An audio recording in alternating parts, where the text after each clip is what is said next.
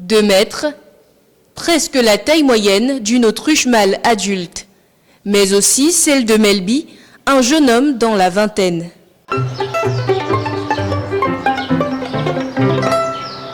Cette caractéristique lui a ouvert bien de portes. Dans le monde du mannequinat, par exemple, on peut dire qu'il a déjà fait ses preuves, du moins au Cameroun, où il a défilé sur plusieurs podiums pour des marques prestigieuses. Il a également été égérie, modèle photo, bref, une carrière digne de celle de nombreux mannequins en vue. Mais loin des strass, des paillettes et des projecteurs, son quotidien est loin d'être aussi glamour. À la base, je n'aimais pas ma taille. Quand on est petit, on est frustré par la taille. Pourquoi?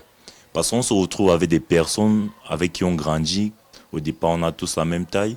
Et à un niveau, tu te rends compte que toi, tu fais que prendre de la taille. Ils commencent à te rigoler et tout. Que non, tu es long, tu fais quelque long, des trucs et tout. Au-delà de ça, il y a des réalités plus terre à terre, comme les transports en commun. Contrairement aux personnes de taille moyenne, Melby ne peut entrer dans n'importe quel type de véhicule. Ah ouais. Mais quand je prends un taxi, je le choisis.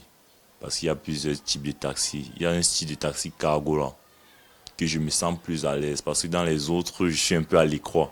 Que ça soit à cause de ma taille ou que ça soit à cause de mon gabarit. Ça devient un peu compliqué. Le pouvoir, parfois, je préfère commander des Yango.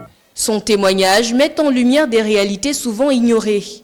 Alors que, pour beaucoup, une grande taille est perçue comme un atout, pour Melby, elle représente aussi un ensemble de contraintes qui façonnent son quotidien, oscillant entre admiration et adaptation.